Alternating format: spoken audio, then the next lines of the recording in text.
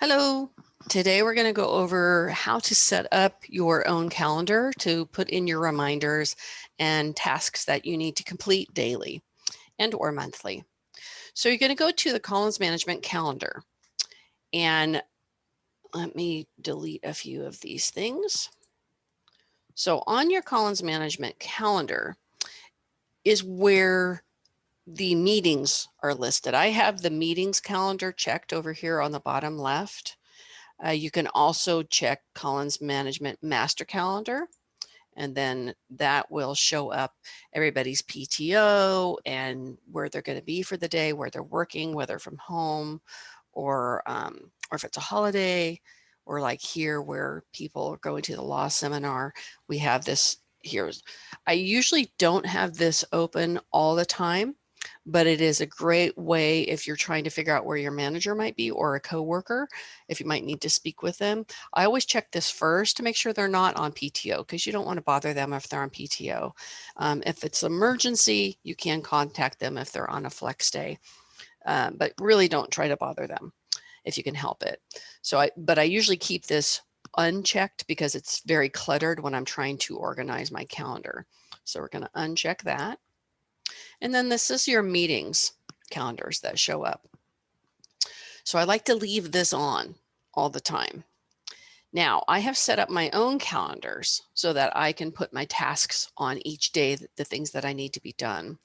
So if you go to the bottom left above other calendars, you can see here it says my calendars. If you click down, I have already set up several calendars. So I've set up my own personal one, HOA projects, my meetings. I don't use that much anymore because I got cluttered, so I probably need to delete that. And any reminders or tasks. I tend to just use my calendar, Julie Lewis's calendar, rather than all the others. I think these are defaults, reminders and tasks, but I don't use those. So if you're going to set up a calendar, I'm going to come down here to other calendar and click on the plus sign so you can add other calendars. And you're going to either create a new calendar, subscribe to a calendar. I like to create a new calendar. And it's going to ask you the name of that calendar.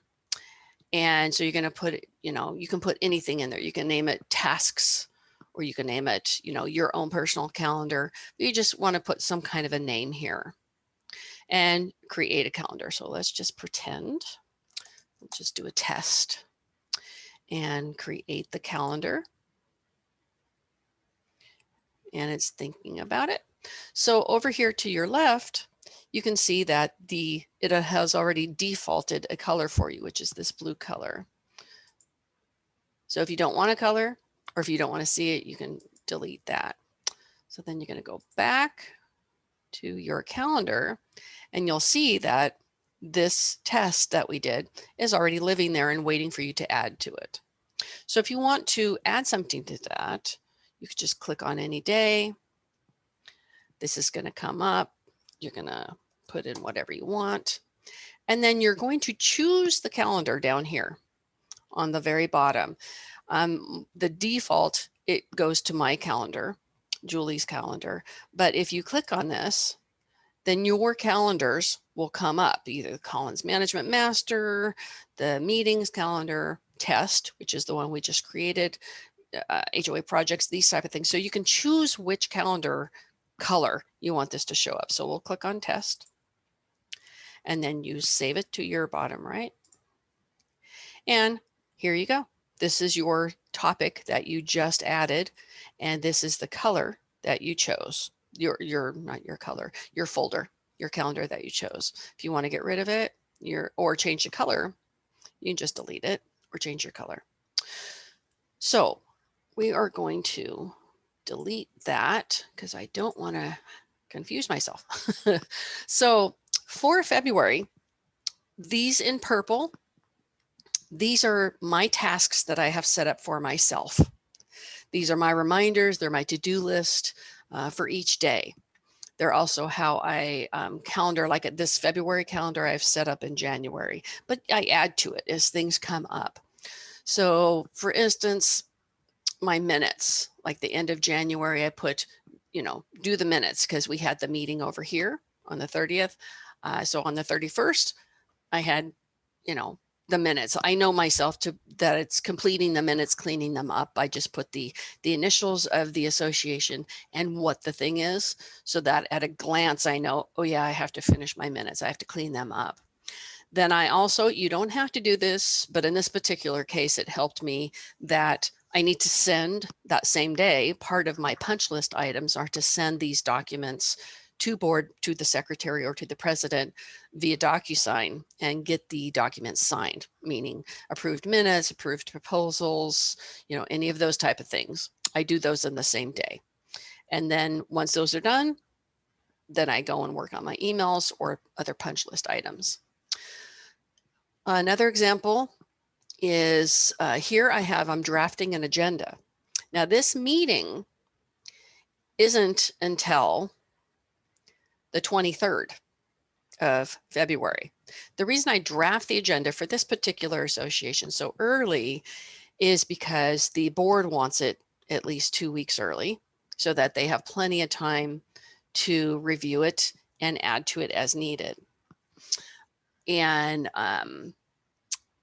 then I work on my punch list items if I need to. Here I've had a meeting on February 1st that evening. So, and normally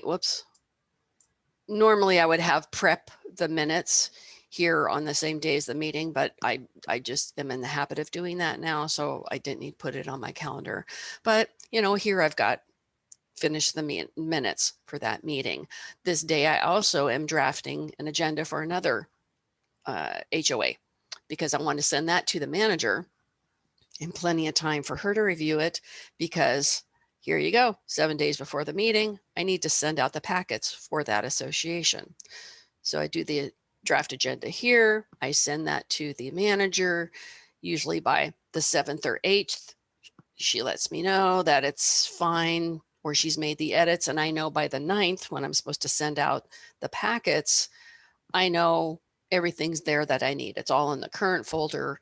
It's, all on the agenda. So I just need to assemble those and send them out. And that includes, emailing or printing, sending out the packets, email blasting the agenda, those type of things. So, and here's today, make video training.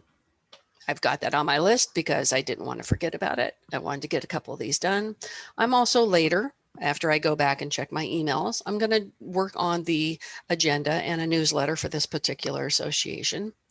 And I'll work on that for an hour or so, and then go back to my emails and work on those for a little while, and then come back to this. And then also check my punch list items if there's anything that needs to be taken care of there. But these on here, like if you want to change the date on this, you can either click on it and edit, and then you can change the dates. If you want to change this, if it's all day, if you want to change the color or your calendar, you can do that. Or if it's just as simple as changing a date, you just click on the thing, hold it, and drag it and move it to a different day. Very easy in case you put it on a wrong day or a different day, or your meetings have changed. So if a meeting date changes, then all your meeting prep stuff needs to be changed as well. This particular association, you can see here, I schedule the moving in and out, the staging for this association. So I calendar that for them. So I have the unit number. I'm going to send the key codes on this day. We're going to have our maintenance person pad the elevator this day. So I'm going to contact him. And then this is the actual day they're moving. So this way I also have this set up on an Excel spreadsheet, but this way I know at a glance that, oh yes, I need to send the key codes to this person so that they can get into the building and get the correct keys for the elevators and that type of thing. So this really helps. And I'm trying to think what else. Oh, see, yeah, I have some personal stuff on here so that I know not to schedule. Like I'm going to be off a couple of days, but I know I have that in red so that I know at a glance, don't schedule anything those 2 days, because I'm not going to be in the office those 2 days because it is a PTO situation.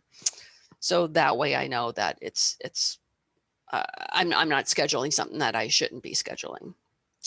And I think that's it. Oh, HOA projects. So if we click on this, and the reason that I like to calendar the HOA projects is if you get a phone call or an email from a homeowner or tenant and they say, you know, what's going on? Why is this vendor here? You can let them know that, okay, well, the vendor's there to, you know, like for example, on the 16th for this unit, for this association, they're going to have the dryer vents are all going to be cleaned. So, and everybody's aware of it. You're going to have previously sent out notices so that everybody's aware of this. You can also put that on your list too, to send out the notices a certain day. But at a glance, you know that anything in this bright yellow is a work topic that is happening at your HOA. Down here on the 27th, we have fire inspections that are going to be happening. We have, you know, this whole week, this project's going to be happening. Or was that the gutters? So in this particular association, the gutter cleaning happened this whole time. It's just nice at a glance that you know if somebody's calling about it, you can just say, oh yes, they're supposed to be there. You should have gotten an email about that. Hey, give me your email address and let me make sure that it's in our system correctly, which is another way to clean up, make sure that you have current information, because as we all know, people don't always give us their correct phone numbers and or emails. So it gives you a little chance to clean that up too, especially if they didn't get the email. So hopefully that will help. It's helped me a lot. If you have any questions and I didn't go over it in enough detail, just let me know and I'll help you where I can. Thank you.